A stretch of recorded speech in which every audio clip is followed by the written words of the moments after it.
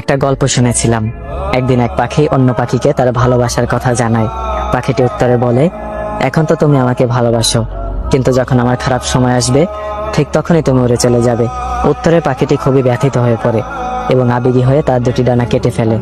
তারপর সে বলে, দেখো, এখন তো আমার কাছে ডানাও নেই, আমি কখনোই তোমাকে ছেড়ে যাব না। তারপর তারা একসাথে জীবন কাটানো শুরু করে। একদিন সবকিছু ভেঙে তুমুল ঝড় আসার সম্ভাবনা দেখা দেয়। ডানা কাটা পাখিটি বলে, অনেক ঝড় হবে টের পাচ্ছি, তুমি আমার চিন্তা করো না, নিজের জান বাঁচাও, তুমি উড়ে যাও। সে সাথে সাথে উড়াল দিয়ে বিপদসীমার বাইরে চলে যায়। পরক্ষণে জানতে পারে তুফান আর আসেনি। সে আবার সেই পাখিটির কাছে ফেরত যায়। গিয়ে দেখে পাখিটি মারা গেছে, আর তার সাথে একটা চিঠি পায়। সেখানে লেখা ছিল, যদি তুমি উড়ে যাওয়ার আগে শুধু একটিবার আমাকে বলতে, আমি চলে গেলে তোমার কি হবে, তাহলে হয়তো আমি তুফান আসার আগে কখনোই মরতাম না। এই পৃথিবীতে এমন কিছু মানুষও ঠিক উড়ে যাওয়া পাখির মতো, তারা চায় তাদেরকে কেউ সবটুকু দিয়ে ভালোবাসুক, আর যখন কেউ বাসে তাকে তার বিনিময়ে দেয় এক সমুদ্র পরিমাণে বেদনা। এই মানুষগুলো ওয়াদা হিসেবে শুনতে চায়, কখনো ছেড়ে যাবে না তো, কখনো বদলে যাবে না তো, অথচ একটা সময় পর এরাই ছেড়ে চলে যায়।